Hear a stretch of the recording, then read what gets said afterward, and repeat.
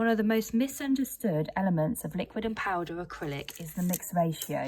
And when I say mix ratio, I don't refer to the size of bead that you pick up. I'm referring to when you work with that bead. Master these steps and you will achieve success with your liquid and powder enhancements. So when you first learned nail enhancements, you will have been taught to pick up a bead of a certain size. The more monomer and the more powder, the larger the bead, the less monomer and the less powder, the smaller the bead. So we're just going to very quickly recap over that. So when I first pick up a bead, I go into my monomer like this as an L. It's important to have a deep dappen dish so that you can fully saturate the hairs of your brush. Be careful if you've got a metal handle that you aren't then covering this in the monomer like this and then using bare hands on the brush and then potentially exposing yourself to the product and causing allergies. If you are touching this, it is important that as I am wearing here in this video, I am wearing gloves. So I'm just going to clean that brush and I'm going to ensure that there's no monomer on the metal handle. As I said, when you go in like this, and this fully saturates just the brush head. It's important to hold your brush like a pen so you've got full control. So we go in, and if we are picking up a large bead, we are just going to remove the excess monomer from the tip only once. It's important not to bend your brush and put pressure on your brush because you'll remove too much monomer. So just to recap, we're going to go into the monomer and wipe from the tip once. We are then going to hold this brush with the fully loaded monomer. So we're going to wipe this once from the tip and hold this in the powder for 1 Mississippi, 2 Mississippi, 3 Mississippi. When we remove this bead from the powder, you can see that it has some residue of powder. Automatically, a nail technician will assume that this is therefore then too dry. But remember, this brush is fully loaded with monomer, so it's constantly drip feeding this bead. You can see that this bead looks like orange peel and it's uneven. It's important that we do not work at this stage. We've picked up the liquid and then the powder, and this, for these two to mix together perfectly, this takes some time. What will affect this is the temperature. So the temperature of the client's hand and the temperature of your working environment. If it is too cold, this process will take longer. If it's too warm, this process will happen extremely quickly. It is important to work at room temperature and not too hot or not too cold for the perfect success with your bead. You can now see that this bead has turned pearly and all of the powder has been absorbed by the monomer. At this stage where it is pearly, this is when we would then work. So I would place this on the nail, press it in, clean my brush somewhere new, go into the monomer, clean my brush somewhere new. Look how I'm only twirling my brush as well. I'm not doing this with it. If you do this, you will damage your brush. So always keep it in that nice point. We can then mould the brush. We can then mould the bead. And if you actually look, there is absolutely no residue of acrylic on my brush. By waiting, this will mean that you do not get acrylic sticking to your brush. When you work too wet, and this would be when the bead was at orange peel stage, that would have been too wet. And what happens is the wet acrylic sticks to the wet acrylic, and then you end up with product stuck on your brush. So let's pick up a medium bead, middle to tip, 1 Mississippi, 2 Mississippi. And again, you can see there's a little bit of powder. This stage, the powder will always be more prominent when you are picking up a larger bead. Again, we can see this orange peel. So if we think of this orange peel as your winter and summer bum, so this bead here, it's got cellulite. This is our winter bum. This is the bum that we haven't been to the gym with. So it's not toned, it hasn't been exercising.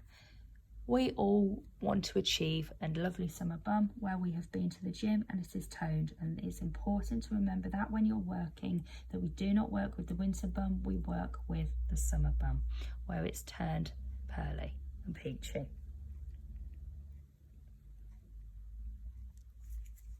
Again, we replace this, we would clean somewhere new.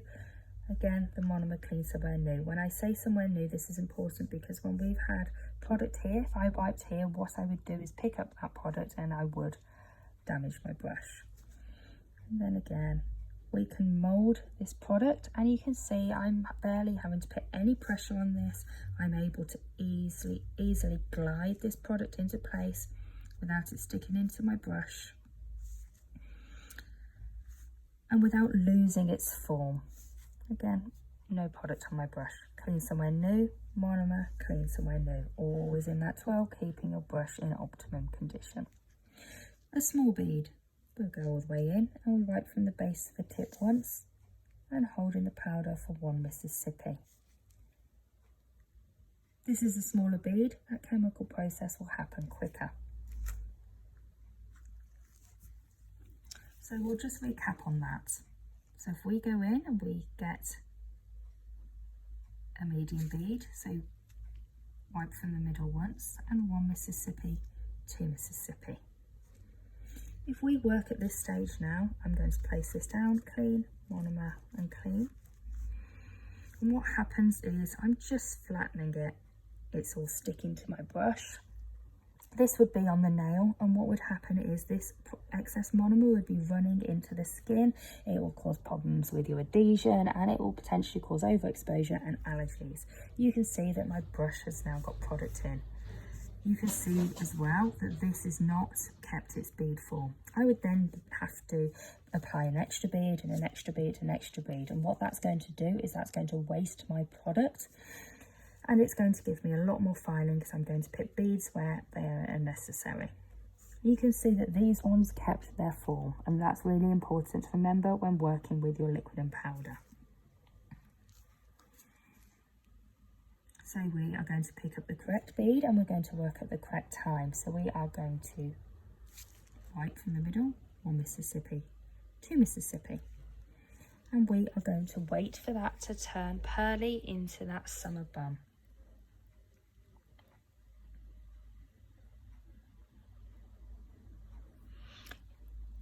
If this process is taking too long, you're in a cold environment, there are a couple of things that you can do to speed up that process and speed up from it turning from winter bum to summer bum.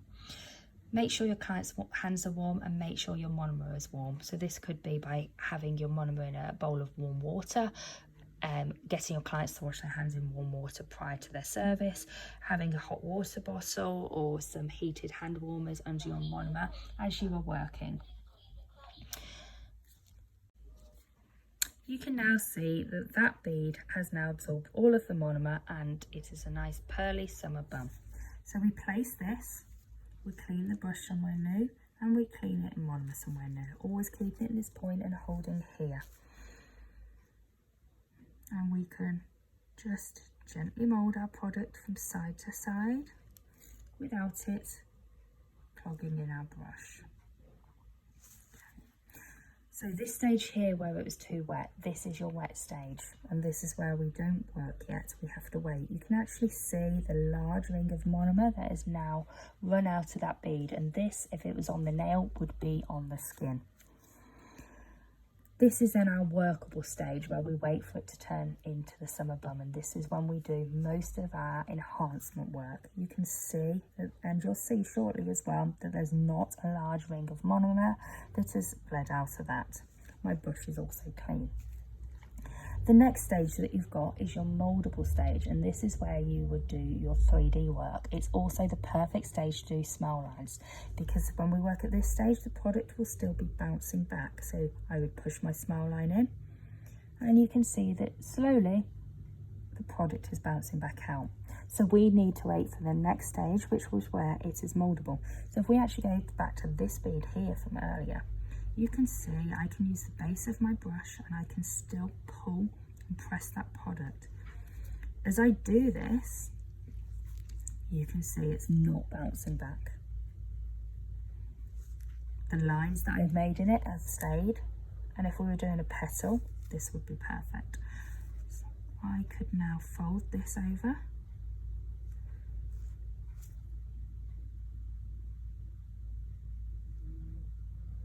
And this stays exactly where I've put it without pulling back. And this is the perfect stage for your 3D.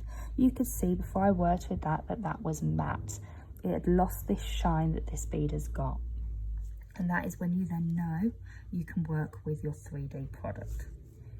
If we go back to this one now, this very first one that we did at the beginning, it's still got a little bit of give, but I wouldn't be able to do what I had to this. So this is then in the next stage. This is your dry stage. This is the stage where you can't do any more to the bead. It won't move anywhere, you can't do anything, but it is not yet fileable. So to know whether your product is fileable or even if it's pinchable, you've got two different tap sounds. So if I use the back of my brush, you can hear it's making a soft tap. This is dry but not fileable. This is the perfect stage for pinching.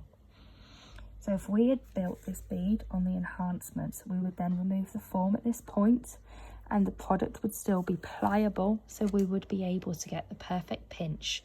If we pinch too soon, we'll dent the product. If we pinch too late when it is fileable, it won't be effective. And also we could then be forced to put more pressure on the enhancement and cause damage to the natural nail. The next stage from this is then your fileable stage. And if I tap on the side of this, when we get the loud tapping sound, that is then fileable. The difference between the pinchable and dry stage and your fileable stage, if you think of the postman knocking, they knock very lightly. Postman and some of the delivery drivers, and put the we've missed you card through. This one, it's your bailiff. They want to come in. So they are the difference between your two different knocks. The timing between picking up your bead and it being wet stage to the final drying stage where you can file is around 4 to 4.5 minutes. And again, this does depend on the temperature of the room and the client's hand. I hope this has given you a little bit of insight into mixed ratio, and I hope it helps you improve your working techniques with liquid and powder.